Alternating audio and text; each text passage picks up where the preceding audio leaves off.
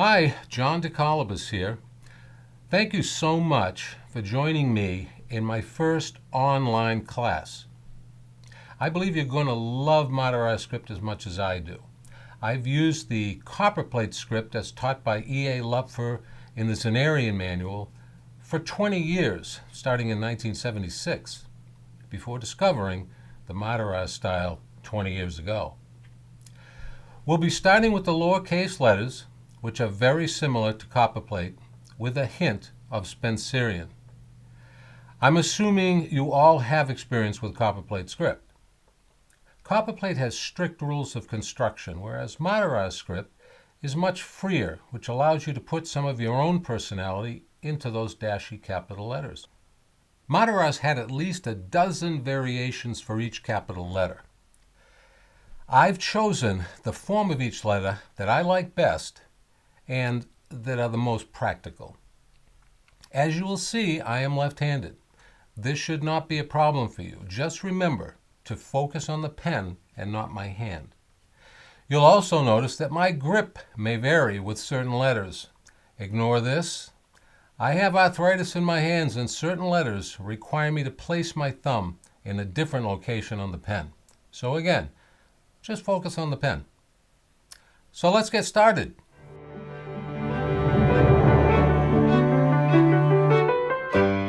I want to go over a few important considerations with you before we actually begin. First of all, let's talk about the pen holder. This is crucial. This pen holder that I have was made for me by Bill Lilly about 20 years ago. And it works great for me and it feels very comfortable. So what you have to do is you have to find, number one, a pen holder that's very comfortable for your hand. Everyone's hands are different sizes. You've got to make sure that the flange right here be adjustable. It should be adjustable, or it should be at a slight upward cant. If you're looking at it this way, it should be at a slight cant, which some come with in there. They're not adjustable. That's important. Also, never buy a speedball plastic oblique holder. They're useless because they're not adjustable. They're straight. They just don't work. That's the only one I can think of right now that's just not good. Next is the pen point itself. Now, I recommend to you the Leonard Principle. I think it's the best thing out there right now. It's similar to the Zenarian Fine Writer or the Principality, much more affordable because those are now, I heard somebody say they're upwards of $30 a piece, which is outrageous, but they're not available and hard to get, so that's what they are. But this pen is great. You can also use a Hunt 101. Some people like that. The 303 is very flexible, but a little bit too fine for this if you're going to be moving that pen around very quickly. I would stick with this. If you want to use pens like the Nico G or the Zebra G, you'll probably just do that because a lot of people just love that pen point, but I can tell you that it's a little too stiff and you're not going to be able to get the proper shades without applying a ton of pressure, which is going to affect the flow of the letters. So again, I'm sticking with the Leonard Principle for now. To always keep your pen point clean, I usually keep a sponge like this, a wet sponge, on my table, and almost between every other capital letter, I just run it across like that and clean it off because the ink will build up and then the ink won't flow and the fine lines won't be there. So it's very important that you do that. Okay, and now the other thing would be inks, of course. Now I've recommended the McCaffrey's Penman's ink. I think it's the best for this type of work. There's also the Old World ink, and there are many other like Sumi inks and whatnot, but if you're going to use those, make sure you water them down a lot because you want to get as fine a hairline as possible. But again, I use the McCaffrey's and I've used it for years and I really like it. It comes in a lot of different colors. Okay, the other thing, a cushion sheet. I always work with a cushion sheet under my work. Now all it has to be, and in my case what it usually is just like, this is one of these free newspapers you get. It's probably 3 or 4 pages. I slide it in between another piece of thin paper, and that's it. And it gives just enough bounce so that the paper is pushing against the pen point a little bit. There, by that you can now get the finest hairlines that you possibly can get. If you're actually against a hard surface, it's very difficult because you have to really gauge the pressure, and it's difficult. So make life easy. Now the other thing would be the guide sheets that I gave you. It's very, very important to observe the correct slant, which in this case with the Madarasz script is a 45 degree. He's varied a little bit one way or another, but 45 seems to be about the average. And now the sheets you've downloaded that I sent have a 45 degree angle. This one here with all the lines is designed for the lowercase letters primarily. And then the other sheet is for your capital letters. Same angles, but I put them about 1.5 inches apart, the lines, so you can work within that. You don't have to worry, as you do with copperplate, about the exact height of letters with Madarasz script. You really don't. That's what I really like about it. You're free to be a little more creative, say.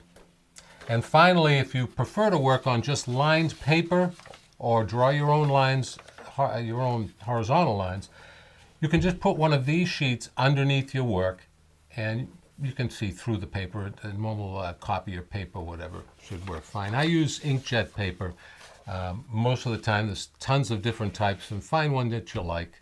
It's something that's fairly smooth with a little bit of tooth to it. Some other important considerations.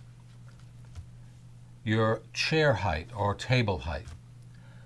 I always prefer a height that's somewhere right around here, just about above, say, the navel, just above there.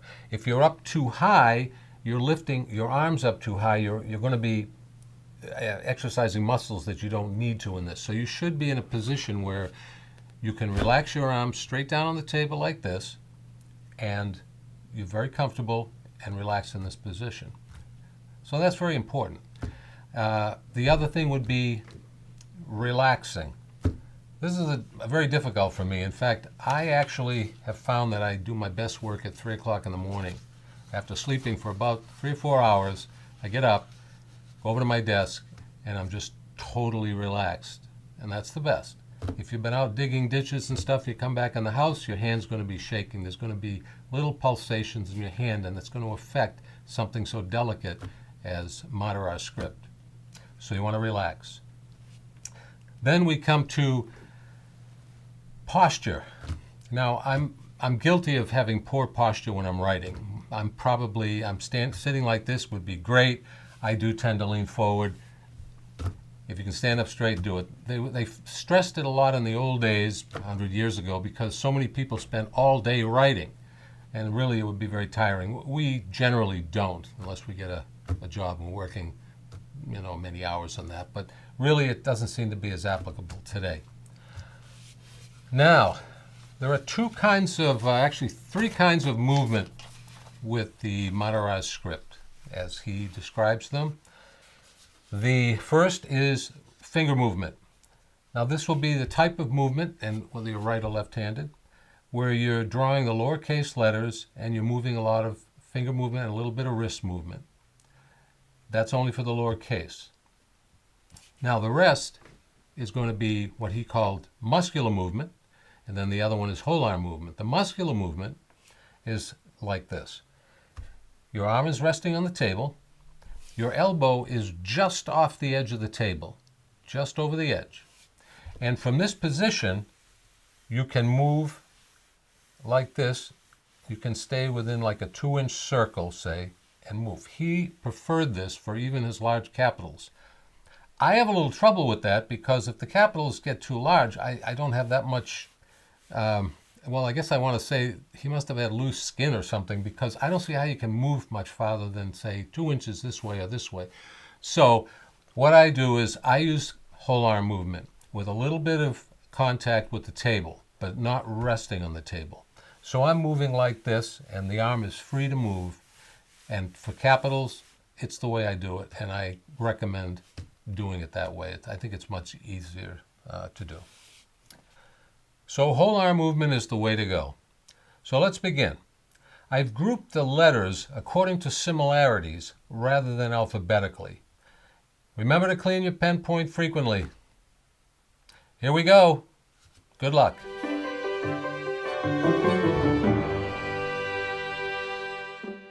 Welcome to week number 1. The first group of letters we're going to learn here are the ones you see on the screen. And obviously there's similarities there, and that's why we're putting it together like this. Your A, your D, your G, and your Q. Now, before we start, I make sure that it'd be good if you had a nice brand new Leonard Principal in there in your pen holder. You got your table height adjusted to a comfortable height. We're going to be using, in my case here anyway, I'm going to be using McCaffrey's Penman's ink, but you can use any other one that you prefer. I just happen to prefer that one. And you have the guide sheets, and we're going to go. Now the speed that you're going to use is kind of up to you. This is going to be very similar to your copper plate as far as its execution. We talked about whole arm movement, but most of that's going to be seen in the capital letters. So for now, whichever way you can do this, whether it's finger movement or a combination of arm movement, which we'll get into later, we're going to proceed. We'll start with the A, and then I'll break down the various notes that you should be aware of in each of these letters.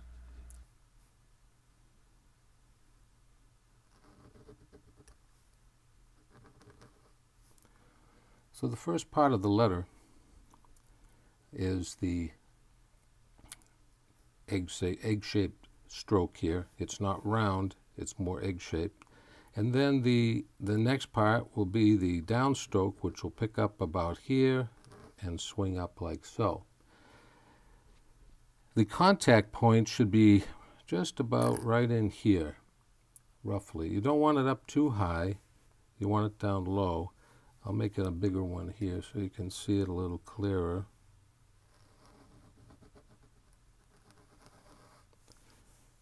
And then we catch it, we come down and up like so.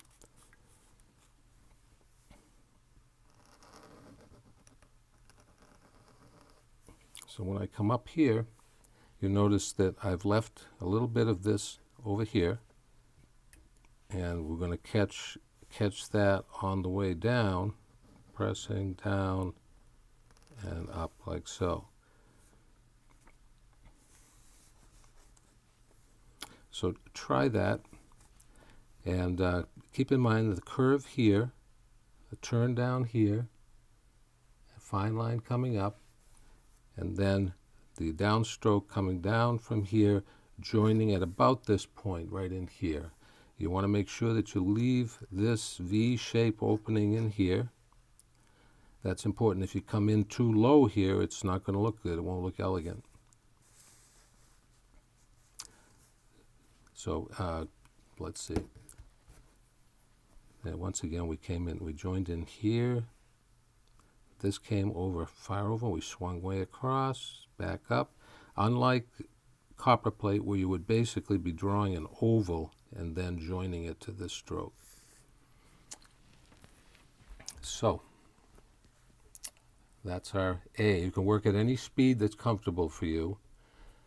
I don't recommend a fast speed. Keep it slow and controlled. We'll get into the speed later on when we get into the capital letters. Okay.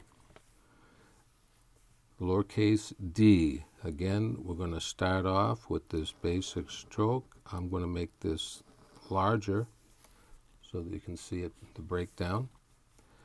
And then we come up to double the length, and we come down and we swing up.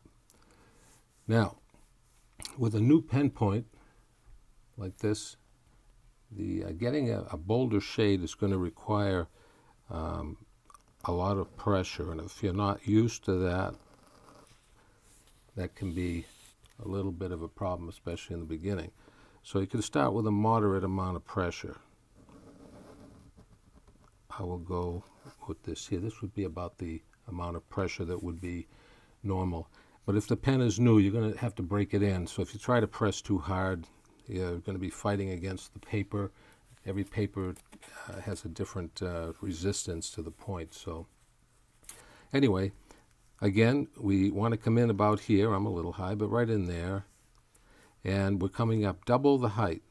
So here, you could be working within this and this, but I'm just doing this larger for demonstration. So double the height is where this would start and go down.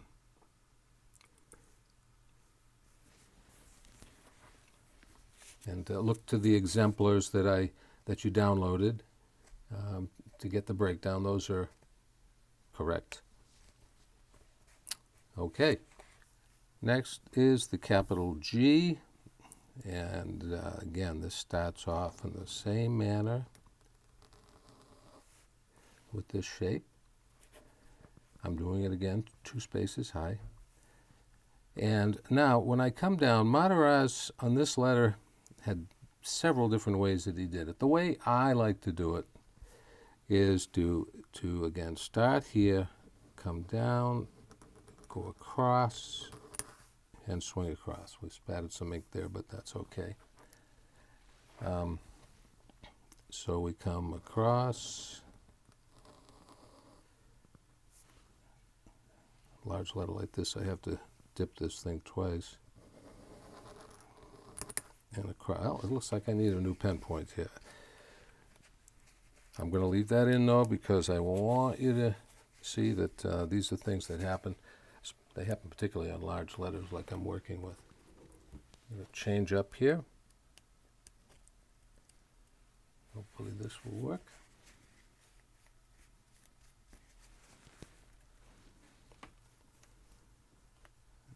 And let's see. So we're going to come down,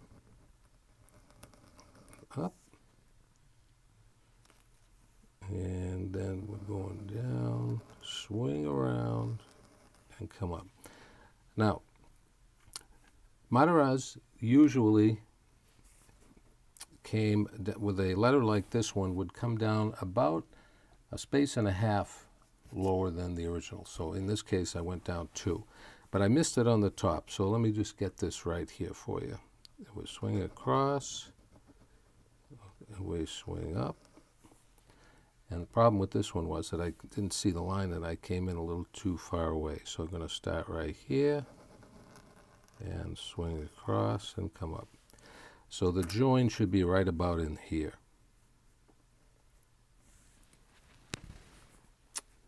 Everything else pretty much the same.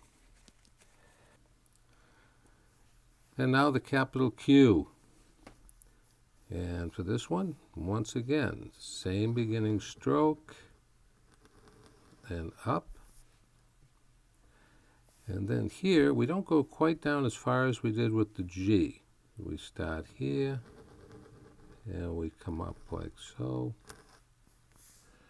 Sort of, similar to copper plate, but different. A little bolder. Join in here. Didn't get enough ink on that one.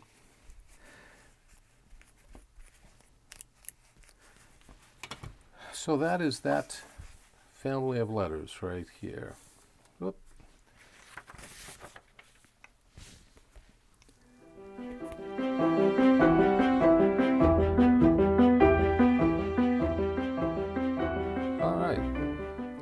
Next group of letters, C, E, and O.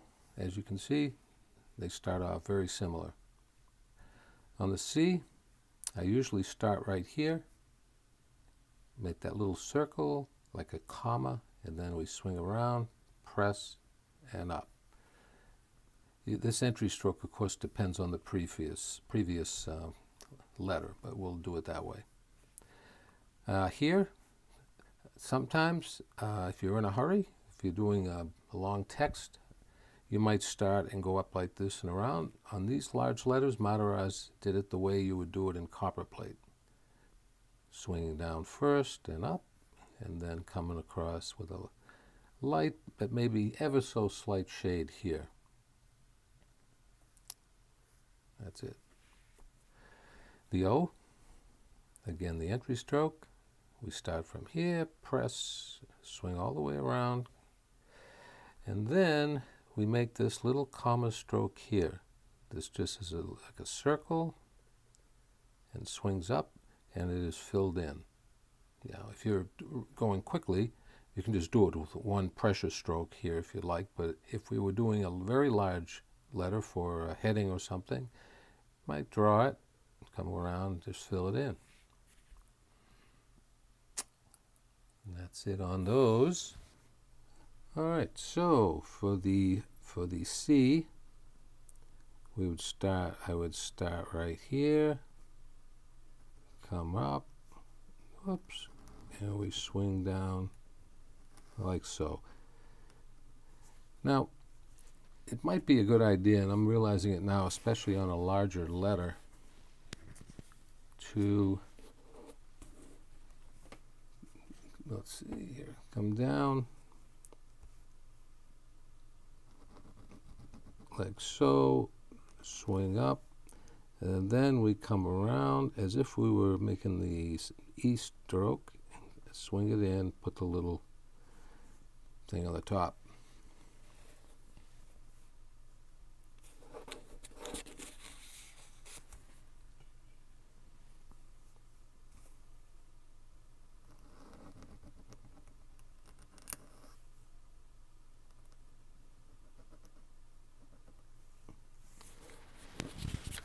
Something like that. Then we will move on to the E. And again, I'll double space it.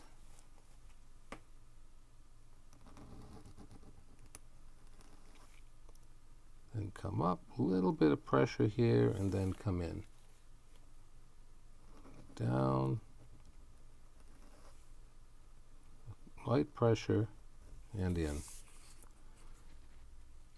That's about it. Don't let this space in here get too large or too small. That's about where you want it for that size letter right there.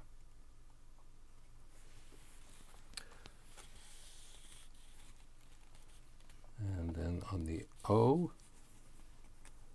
we're going to come again, we're going to come down, swing up, and then right here we're going to add that little C stroke, a comma stroke, and fill it in.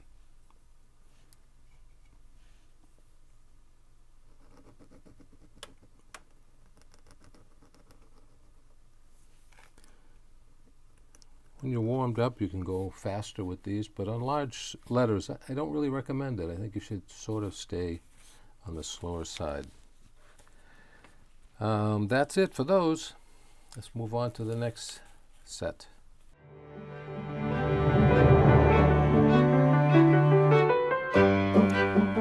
All right, here's our next group of letters. Now, they're not extremely similar, but I put them together for, I don't know, convenience. It just seemed like the right combination.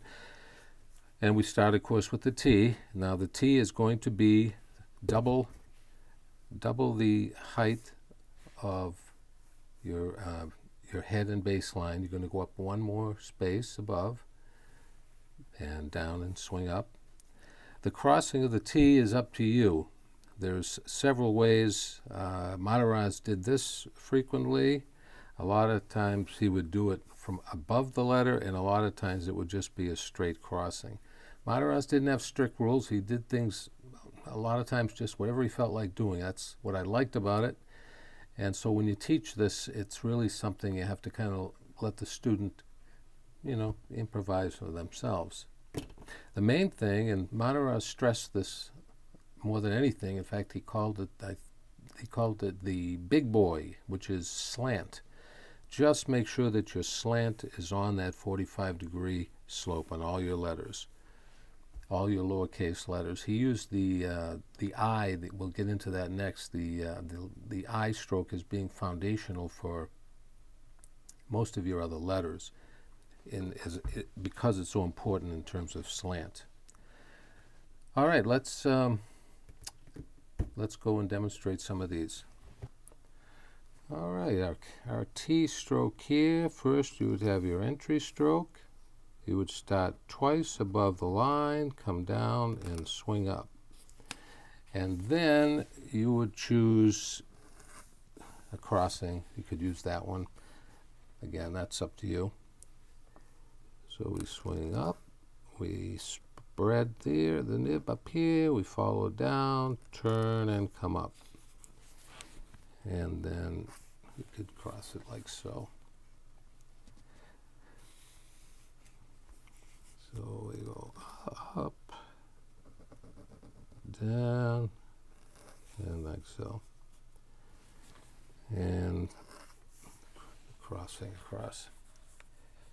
All right, and next is the J. And this, for this stroke, we're going to, I'll just do this in the regular height.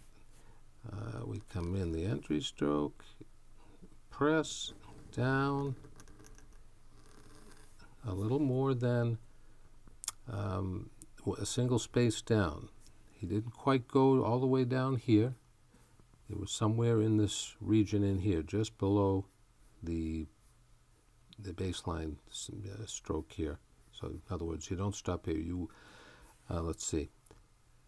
Oh, and the crossing of the T on these, crossing of the T, I'm sorry, the dotting of the J, he goes up one space, straight above, one space, and he would put something like that often, or just a dot. Again, you can't nail the guy down. He just does things however he wants. So we come up, press, down, over. Now he always, most always, seemed to just want to cross over. He described the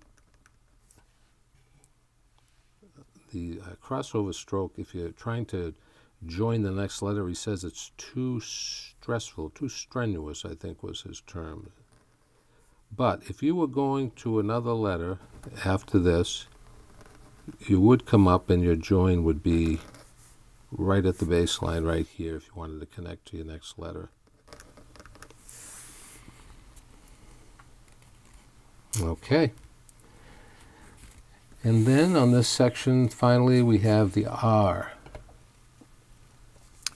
And your R, a lot like copperplate, comes up above the line. A little loop is formed here, and then the pressure stroke begins here. Now, what this looks like here, if I was to just draw that, would be that it comes like so and creates that circle. That's what you want it to look like. You don't want it to look like a little dot, like a lollipop on top of this stroke. That's not what you're looking for. So again, we go up, over, down. Now it's important that this come up above the line, because when you look at your letters, and if you had this in combination with other letters, if you brought this way down here, this shaded stroke is going to look too short. So it really wanted to be up even, it could even stand to be up a little higher even, just so it looks like the same weight as previous letters. So you come up above the line, circle, and then go down. And don't let this space get too big in here. Keep it fairly tight, not too tight, but about like what you see here and you know, as you see in the exemplar. All right, that's it for that particular group, and now the final group in week 1 is next.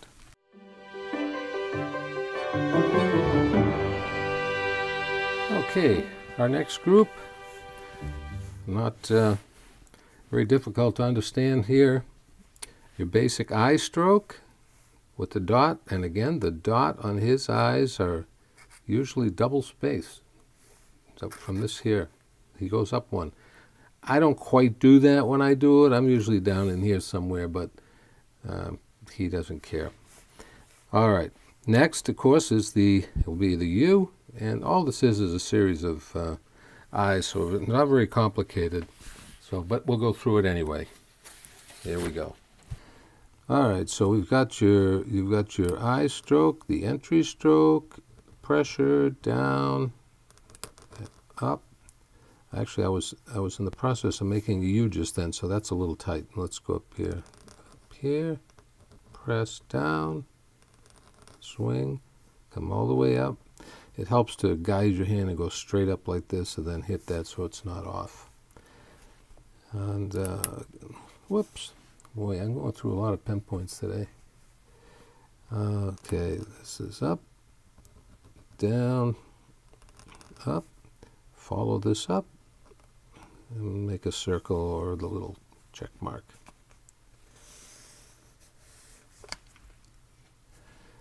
And of course, the same thing with the U. We come down, we go up, we go down, we go up. You like this? Let me show you up. Actually, let me show this up a little. Well, I guess we can do it at this height. It's up here, press, up. We want to come at this just about like we did on the A's and everything. We want to come in right about in here, right about in there. We want this to overlap. And finally, we've got the W. And swing it around. And then over here, I'll draw it what we want. This does come down like so and swing up. And then you would fill it in. But you don't have to do it that way. You can come down, up, and just stay on the inside of the hairline and then swing up. Pretty basic. They're all eye strokes essentially without the dots. And that is it for week 1. So what I'd like you to do is practice those. The ones that I just showed you, practice them, and then, you know, when you think you're doing pretty well or you think you understand it, send me a copy of one of them, a sheet to me, and I'll correct it for you. You can email it to me. I'll try to get it back as soon as I can for you. Beyond that, I will see you next week.